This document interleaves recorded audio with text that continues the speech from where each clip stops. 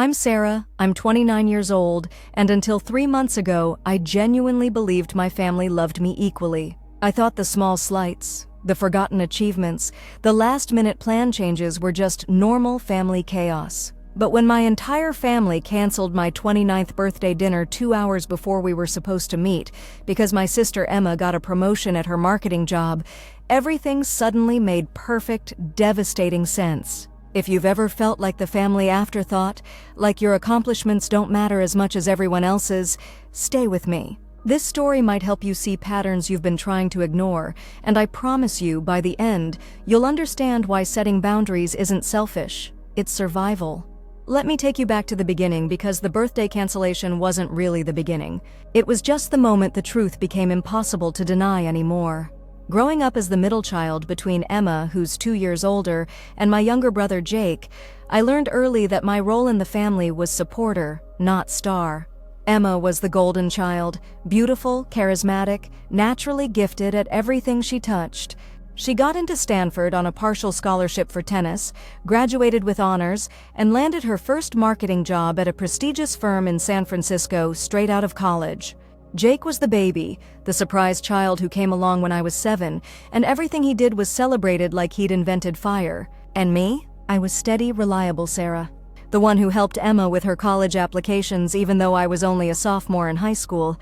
The one who babysat Jake every weekend so my parents could attend Emma's tennis tournaments 3 hours away.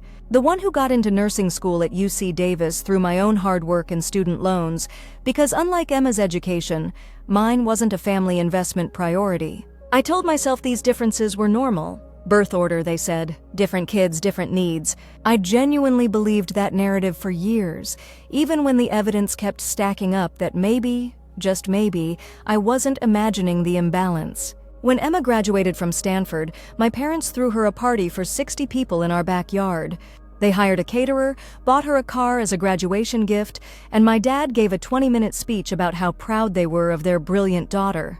When I graduated nursing school 2 years later, we went to dinner at Olive Garden, just the 5 of us, and my dad spent most of the meal talking about Jake's upcoming baseball season.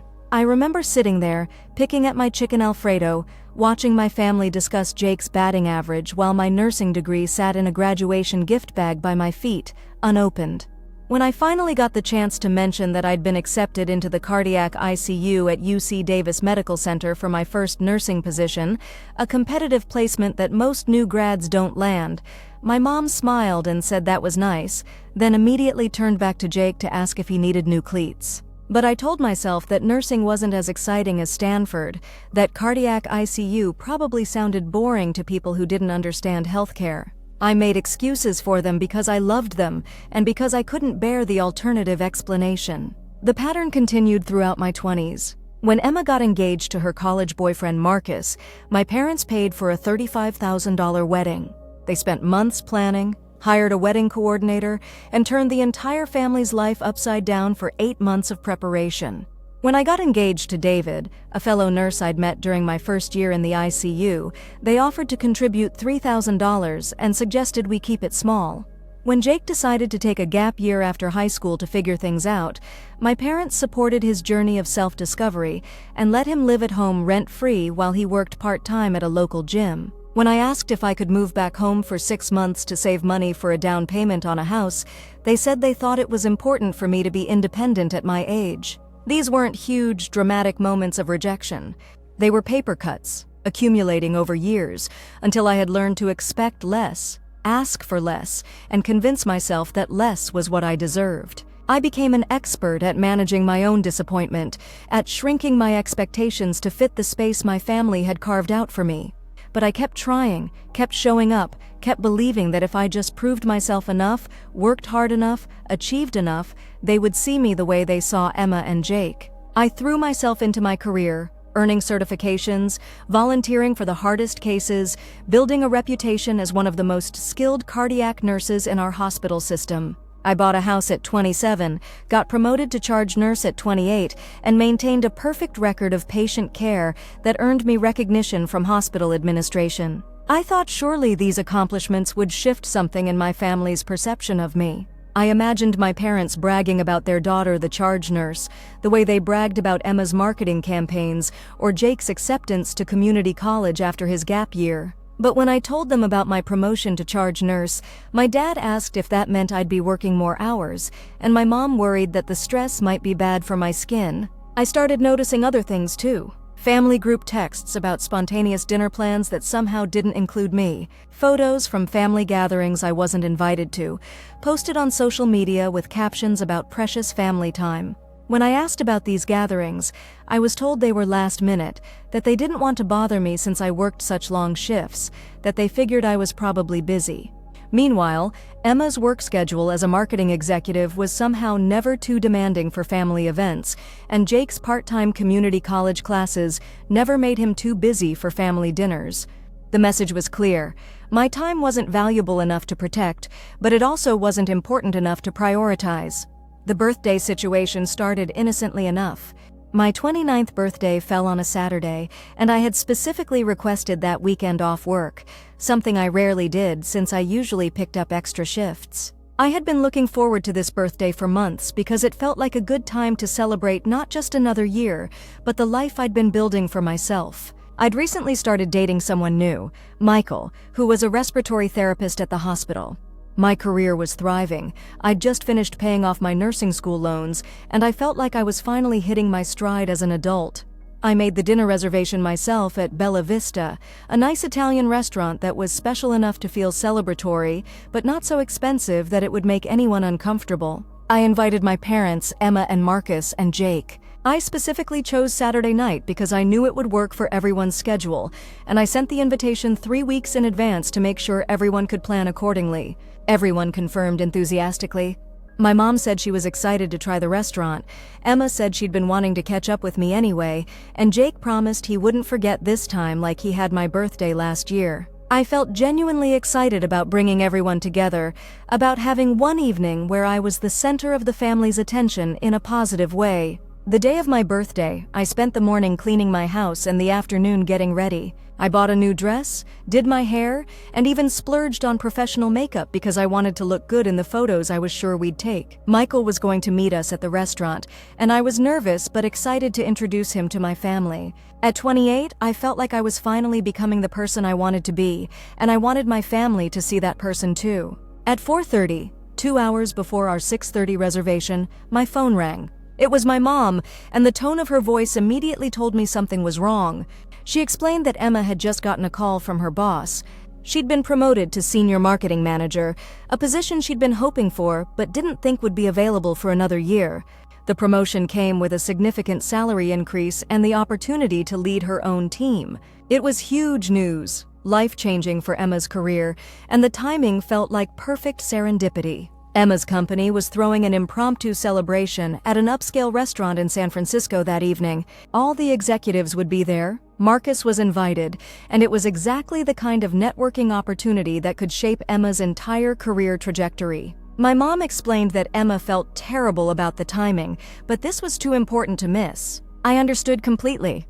Career opportunities like this don't come along often, and I genuinely wanted Emma to succeed. I told my mom it was fine, that we could reschedule, that family dinner could wait, but career advancement couldn't. But then my mom continued talking. Dad was going to drive Emma and Marcus to San Francisco so they could all celebrate together. Jake wanted to come too, because he'd never been to a fancy business event and thought it would be interesting. The whole family was going to make an evening of it, turning Emma's work celebration into a family celebration. I waited for my mom to mention rescheduling my birthday dinner. I waited for her to suggest we celebrate Emma's promotion and my birthday together the following weekend, or to acknowledge that this timing was unfortunate but we'd figure something out. Instead, she said they'd probably be out late, that San Francisco traffic was unpredictable, and that maybe I could celebrate my birthday with Michael instead. She suggested I treat myself to something nice, that 29 wasn't a milestone birthday anyway, and that we'd do something for my 30th next year to make up for it. The conversation lasted maybe 3 minutes. By the time I hung up, my entire family had chosen Emma's work party over my birthday dinner, and I was sitting alone in my kitchen in a new dress with nowhere to go. I called the restaurant and canceled the reservation. I called Michael and explained what happened, trying to keep my voice light and understanding, as if this was just one of those things that happens sometimes. He offered to take me out, just the two of us, but I wasn't in the mood to celebrate anymore. I spent my 29th birthday at home, watching Netflix in my pajamas, trying to convince myself that I wasn't hurt, just disappointed, and that disappointment was reasonable and manageable. But something had shifted that night. As I lay in bed, I couldn't stop thinking about the ease with which my family had canceled our plans. There had been no real consideration of alternatives, no acknowledgement that this was my birthday we were rescheduling, no recognition that I had requested time off work specifically for this dinner. If this had been Emma's birthday dinner and I had gotten unexpected good news, would the family have canceled her celebration to attend my event? The answer came to me immediately, and it wasn't the answer I wanted to face. I started thinking about other times this pattern had played out. Emma's engagement party that got moved to the same weekend as my nursing school graduation ceremony, which meant I had to choose between my own graduation dinner and being there for Emma's celebration. Jake's baseball tournaments that always seemed to conflict with my work achievements, meaning family attendance at my events was hit or miss, while his events were non-negotiable family priorities. The more I thought about it, the more I realized that my family had trained me to expect less, and I had learned the lesson so well that I had become complicit in my own marginalization. I made it easy for them to choose other people over me because I never complained, never demanded better treatment, never insisted that my events be prioritized equally. I had become the family member you could disappoint without consequence, the one whose feelings didn't need to be managed carefully, the one who would understand and accommodate whatever was more important than our plans. I was reliable in my flexibility, dependable in my disappointment. Over the next few weeks, I started paying attention to family dynamics with new awareness. I noticed that when Emma called my parents, they cleared their schedules to talk. When I called, they often said they'd call me back later, and sometimes they forgot. I noticed that Emma's problems became family projects requiring everyone's input and support, while my challenges were things I was expected to handle independently.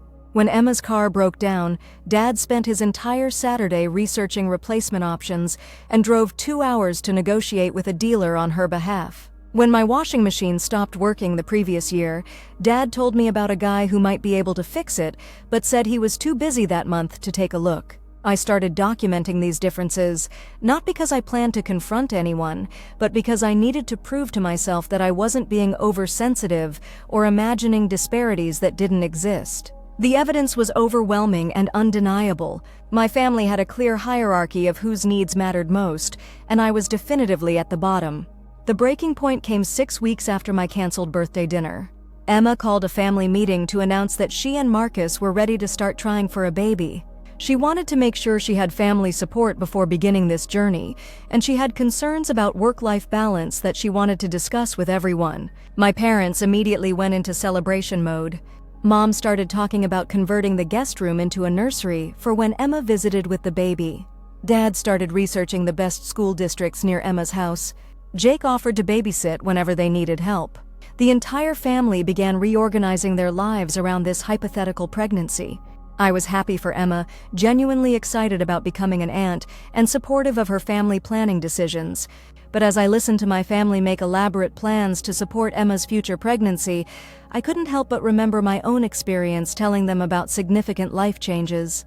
2 years earlier, when I'd decided to pursue additional certification in cardiac catheterization, a specialized training that would advance my career significantly but required 6 months of intensive study and clinical rotation, I had announced my plans at a similar family dinner.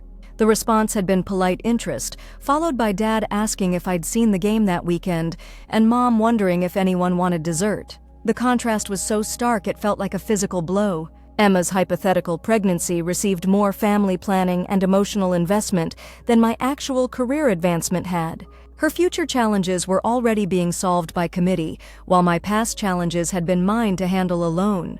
That night, I made a decision that felt both terrifying and liberating. I was going to start treating myself with the same importance that I hoped my family would treat me with. I was going to stop accommodating their dismissiveness and start demanding the respect I deserved. The opportunity came sooner than I expected. 2 weeks later, my mom called to ask if I could work extra shifts to cover for a coworker who wanted time off to attend Emma's baby shower planning party. Emma wasn't even pregnant yet, but she and her friends had decided to start planning the eventual shower as a fun weekend activity, and my mom wanted to attend. For the first time in my adult life, I said no. I explained that I had already made plans for that weekend, which I had with Michael and some nursing friends. I said that I wouldn't be changing my schedule to accommodate a party for a pregnancy that didn't exist yet, and that if Mom wanted to attend Emma's planning session, she would need to arrange her own schedule without expecting me to rearrange mine. My mom was shocked. She said she had never asked me for anything unreasonable, that families should support each other, and that she was disappointed in my selfish attitude. She said Emma would be hurt that I wasn't prioritizing her happiness, and that this kind of attitude would damage my relationships with everyone. I listened to her words, and instead of feeling guilty, I felt a strange clarity. This conversation proved exactly what I had been realizing. My family's definition of family support was completely one-directional. Supporting Emma meant everyone else rearranging their lives for her convenience. Supporting me meant me rearranging my life for everyone else's convenience. I told my mom that I loved Emma and wanted her to be happy, but that planning a baby shower for a pregnancy that hadn't happened yet wasn't a family emergency requiring my professional sacrifice. I said that I supported Emma by being excited about her future plans, not by disrupting my work schedule for her hypothetical celebrations. The conversation ended poorly, with my mom saying she didn't understand why I was being so difficult lately, and that she hoped I would think about what family really meant to me. But I had been thinking about what family meant to me, and I was beginning to realize that my definition and their definition were completely different. To me, family meant mutual support, shared celebration, and equal consideration. To them, family meant my unconditional accommodation of their priorities. The real confrontation happened at Jake's community college graduation ceremony 2 months later. Despite having told my family repeatedly that I had been scheduled to work a double shift that day, they somehow expected me to magically appear at his ceremony. When I didn't show up, Emma called me from the graduation to express her disappointment. She told me that Jake had specifically looked for me in the crowd, that my parents were embarrassed to tell people I wasn't there, and that missing family events was becoming a pattern with me. She said the family was starting to worry that my job was making me antisocial and that I was using work as an excuse to avoid family responsibilities. This conversation was the final straw that broke my tolerance for their revisionist history. I reminded Emma that I had told everyone 3 weeks in advance that I would be working Jake's graduation day, that I had specifically requested someone cover my shift but been told it wasn't possible, and that not one person in my family had suggested adjusting the celebration timing to accommodate my schedule. Emma said that my work schedule was my own responsibility to manage, and that family events shouldn't have to be planned around my job availability. She said that other people managed to balance work and family, and that I needed to figure out my priorities. So I told her about my priorities. I explained that my priority was building a career that could support me independently, since I had learned not to count on family support for anything important. I said my priority was maintaining professional commitments, since my family had taught me that my commitments were the most expendable when scheduling conflicts arose. I said my priority was protecting my own emotional well-being, since I had finally realized that no one else in our family was going to prioritize it. Emma was silent for a long moment, then said she didn't know why I was being so dramatic about normal family dynamics. She said every family had different personalities and different needs, and that I seemed to be taking everything too personally lately. That phrase, taking everything too personally, stayed with me for days. I realized that my family's response to my new boundaries was to pathologize my feelings rather than examine their behavior. Instead of considering whether their treatment of me had been unfair, they decided that my perception of unfairness was the problem. This response told me everything I needed to know about their willingness to change. They weren't interested in treating me better. They were interested in my continued acceptance of poor treatment without complaint. I made the decision to stop participating in family events where I felt like an afterthought or obligation. I stopped rearranging my schedule to accommodate their plans. I stopped offering help that went unappreciated and unreturned. I started building a life that felt fulfilling without requiring their validation. The change in my mental health was immediate and dramatic. Without the constant disappointment of unmet expectations, I had energy for relationships that actually nurtured me. My relationship with Michael deepened. My friendships at work became more meaningful. I started pursuing hobbies and interests that my family had always dismissed as boring or impractical. I enrolled in a graduate program to become a nurse practitioner, a goal I had abandoned years earlier when my family's response to my mention of additional schooling had been to warn me about the debt and question whether I was being realistic about my capabilities. Without their doubt echoing in my head, I felt confident about my ability to succeed. The program was challenging but invigorating. For the first time in my life, I was surrounded by people who valued my intelligence, respected my insights, and supported my professional goals. My professors recognized my clinical skills and encouraged me to consider specializing in cardiac electrophysiology, a field that would allow me to work with cutting-edge technology and the most complex cardiac cases. 6 months into the program, I received news that changed everything. The hospital where I worked had nominated me for the Regional Excellence in Nursing Award, recognizing my patient care, leadership skills, and commitment to professional development. The nomination meant I would be honored at a gala attended by healthcare executives from across the state, and if I won, I would receive a $10,000 scholarship toward my graduate education. I called my family to share the news, expecting that surely this achievement would be significant enough to earn their genuine excitement and pride. The responses were exactly what I should have expected by then, but they still hurt. My mom congratulated me and then immediately started talking about Emma's new pregnancy. She had gotten pregnant 2 months earlier and was now showing. My dad said the award sounded impressive and asked if it meant I'd have to give a speech, because he knew public speaking made me nervous. Jake said cool and asked if he could borrow money for textbooks. No one asked about the ceremony. No one offered to attend. No one seemed to understand that this was a major professional honor that reflected years of hard work and dedication. Within 5 minutes, the conversation had moved on to Emma's morning sickness and whether she should try ginger tea or vitamin B6. I hung up feeling hollow but not surprised. Their response had shown me exactly how much my achievements mattered to them, and that clarity was actually a gift. I stopped expecting them to celebrate my successes, which meant I stopped being disappointed when they didn't. The night of the awards ceremony arrived, and I attended with Michael, 2 close friends from work, and my graduate school advisor. I wore a navy blue dress that made me feel confident and professional. My table mates were intelligent, accomplished healthcare workers who understood the significance of the recognition and were genuinely excited to celebrate with me. When they announced my name as the winner of the Regional Excellence in Nursing Award, I felt a surge of pride and accomplishment that was entirely my own. I walked to the stage to accept the award, gave a brief speech about the importance of cardiac nursing and patient advocacy, and returned to my table to find my companions beaming with pride for my achievement. The $10,000 scholarship would cover most of my remaining graduate school costs. The recognition would open doors in my career that I had only dreamed about. The validation from my professional community filled a space in my heart that I had been trying to fill with my family's approval for 29 years. I didn't call my family that night to tell them I had won. I celebrated with people who genuinely cared about my success, and for the first time in my adult life, that felt like enough. 3 days later, my mom called to ask if I could babysit Emma's kids the following weekend. Emma had given birth to twins, a boy and a girl, 6 weeks earlier, and she and Marcus wanted a date night. When I said I was busy, Mom asked what I could possibly be doing that was more important than helping my sister during this exhausting time. I told her I was studying for my graduate school finals and working on my capstone project.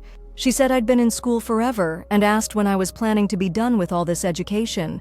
I explained that I had won a major nursing award the previous week and that the recognition had opened up new opportunities for my career that required additional certification. My mom paused, then said she thought I had mentioned something about an award.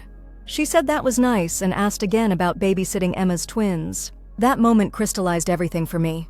I had won a regional award recognizing my professional excellence, and my mother couldn't remember it 3 days later, but she expected me to rearrange my graduate school schedule to provide free childcare for Emma. I told my mom I wouldn't be babysitting that weekend or any weekend, that my education and career were my priorities, and that Emma needed to develop childcare solutions that didn't depend on my availability.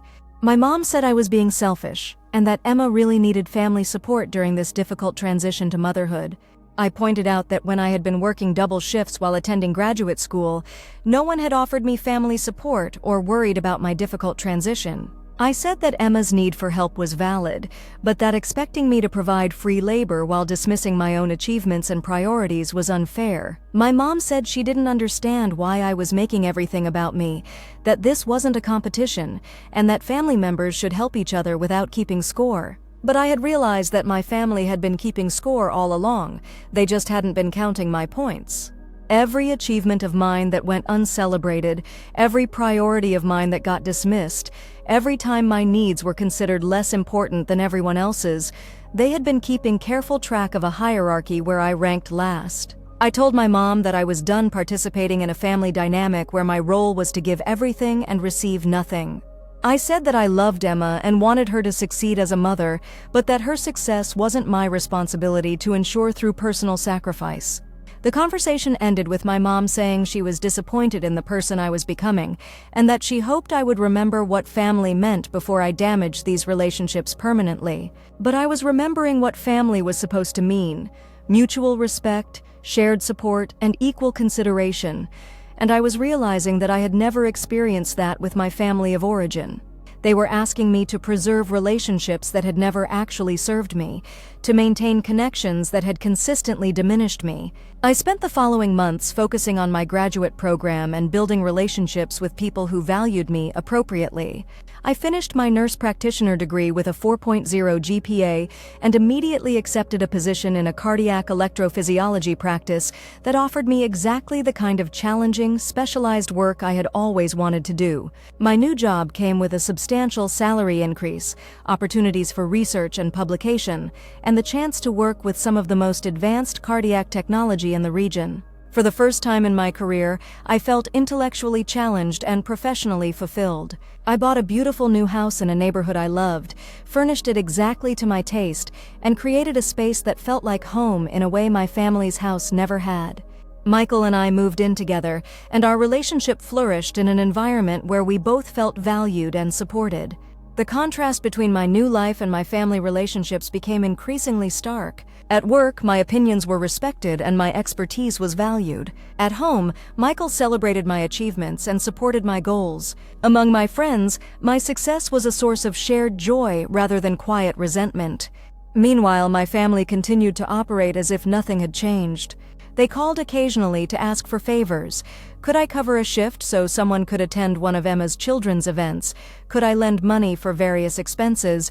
Could I provide medical advice for minor health concerns? But they never called to ask about my work, my relationship, or my life. The final confrontation came at my grandfather's funeral 8 months after I had graduated from my nurse practitioner program. Grandpa Joe had been sick for several months, and I had been the family member most involved in his medical care, helping him navigate doctor appointments, medication management, and insurance issues. When he passed away, I took time off work to help with funeral arrangements, coordinate with medical facilities, and handle the paperwork that comes with death. I spent hours on tasks that no one else in the family wanted to deal with, using my medical knowledge to communicate with healthcare providers and my organizational skills to manage logistics. At the funeral reception, I overheard a conversation that changed everything. Emma was talking to our Aunt Carol, explaining why I seemed distant from the family lately.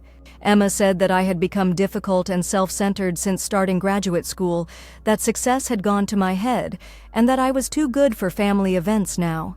She said my family missed the old Sarah, who used to be helpful and accommodating, and that they hoped I would eventually remember what was important in life. Emma said it was sad to watch someone you love change so much, and that she worried my career focus was making me lose sight of relationships. Our aunt asked if my family had tried talking to me about these concerns, and Emma said they had, but that I seemed to think I was better than everyone else now. She said the family was trying to be patient, but that it was hard to watch someone become so selfish. I stood there listening to Emma describe me as selfish and difficult while surrounded by evidence of my continued care for my family. I had organized this funeral reception, arranged the catering, managed the guest list, and coordinated with the funeral home. Even while maintaining boundaries about my time and energy, I had shown up completely for the people I loved during their grief. But to Emma, my refusal to provide free childcare and my priority on my own education made me selfish. My success made me difficult. My boundaries made me self-centered. I realized that my family's definition of love was my complete self-sacrifice, and anything less than that felt like rejection to them. They had become so accustomed to my accommodation that my basic self-respect felt like hostility. I walked over to Emma and our aunt and joined their conversation. I told Emma that I had overheard her description of my character, and I wanted to offer some clarification about my recent behavior changes. I said that I had indeed changed since graduate school, but not in the ways she had described.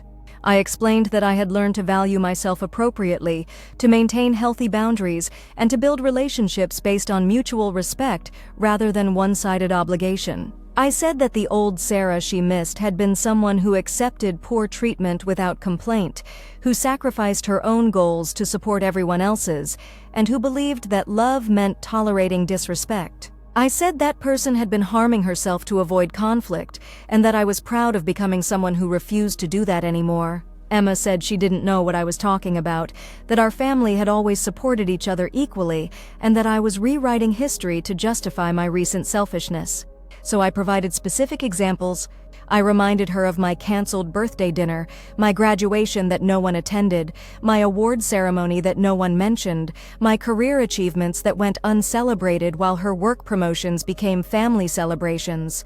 I talked about the financial disparity in how our major life events had been supported, the difference in how our problems were handled, and the pattern of my needs being considered less important than everyone else's. I pointed out that even at this funeral reception, I had handled most of the logistics while being described as unhelpful. Emma was quiet for a moment, then said that every family had different dynamics, and that I was being too sensitive about normal variations in attention and support. She said that I had always been more independent than her, so naturally I had received less help because I needed less help. But I had needed help. I had needed celebration, encouragement, financial support, and emotional validation just as much as she had. The difference was that I had learned not to ask for what I wouldn't receive, while she had learned to expect automatic support for everything she wanted. Our Aunt Carol, who had been listening quietly, said that she had noticed these patterns too over the years, and that she was glad I was finally standing up for myself. She said that families could love each other while still being unfair to some members, and that acknowledging unfairness was the first step toward healing it. Emma was shocked that our aunt agreed with my perspective. She said she had never intended to be unfair, that she thought I preferred being independent, and that she hadn't realized I felt unsupported by the family. This response showed me something important. Emma genuinely hadn't recognized the disparity in our treatment because she had never experienced life from the dismissed side. She had been so accustomed to being the priority that she hadn't noticed when other people weren't prioritized equally. I told Emma that I didn't think she had intentionally hurt me, but that impact mattered more than intention. I said that I needed our relationship to include mutual support and equal consideration, and that I was willing to work toward that kind of relationship if she was genuinely interested in change. Emma said she wanted to understand better and asked what specific changes I needed to see. This question gave me hope because it showed she was focused on behavior rather than just defending her past actions. I explained that I needed my achievements to be celebrated with the same enthusiasm as hers, my challenges to be supported with the same investment as hers, and my time to be respected as valuable. I said I needed family plans to consider my availability equally with everyone else's, and my priorities to be treated as legitimate rather than expendable. Emma said she had never thought about family dynamics in terms of equality before, and that she could see how some of my experiences had been unfair. She said she wanted to do better, but needed time to process this new perspective and figure out how to change patterns she hadn't recognized. This conversation marked the beginning of a slow rebuilding process with Emma. She started calling me to ask about my work and my life, rather than just when she needed something. She made efforts to accommodate my schedule when planning family events. She celebrated my professional achievements publicly and enthusiastically. The changes weren't immediate or perfect, but they were genuine and sustained. Emma seemed to understand that rebuilding trust required consistent demonstration of new priorities, not just promises of change. My parents and Jake were less receptive to feedback about family dynamics. They continued to view my boundaries as temporary selfishness that I would eventually outgrow. They made occasional efforts to include me more equally, but these efforts felt performative rather than genuine, and they didn't last long. I made peace with the fact that not all family relationships could be repaired, even with goodwill on both sides. Some people aren't willing to examine their behavior honestly, and some patterns are too entrenched to change significantly. I learned to love my parents and Jake while protecting myself from their dismissiveness.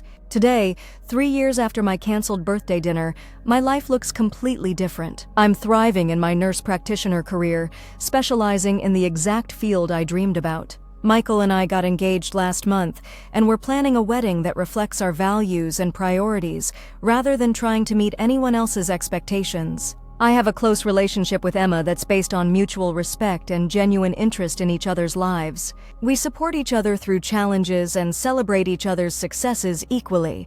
Our relationship proves that family dynamics can change when people are willing to do the work required for fairness and respect. I've learned that demanding appropriate treatment isn't selfish. It's necessary for healthy relationships. I've learned that family love without respect isn't really love at all, it's just expectation management. I've learned that I can love people while refusing to accept poor treatment from them. Most importantly, I've learned that my worth isn't determined by my family's recognition of it. I spent 29 years trying to earn equal treatment in relationships where equality was never available. Now I spend my energy building relationships where equality is the foundation rather than the goal. If you're watching this and recognizing your own family patterns, I want you to know that setting boundaries feels scary at first, but it gets easier. Demanding respect feels uncomfortable when you're used to accepting dismissiveness, but you deserve to be valued appropriately. You don't have to accept less love, less support, less celebration, or less consideration than other family members receive. Your achievements matter. Your time is valuable. Your feelings are valid. Your success deserves celebration. Building a life that honors your worth might mean disappointing people who benefited from your lower standards, but disappointing people who don't respect you is not a loss. It's progress. Have you experienced similar family dynamics? Have you struggled with being the family member whose needs always come last? Share your story in the comments, because recognizing these patterns is the first step toward changing them. And if this story resonated with you, please like and subscribe, because creating content that validates experiences like ours helps build the community support that many of us needed but didn't receive at home. Remember, you are worthy of equal treatment, genuine celebration, and mutual respect. Don't accept less than that from anyone, even family, especially family.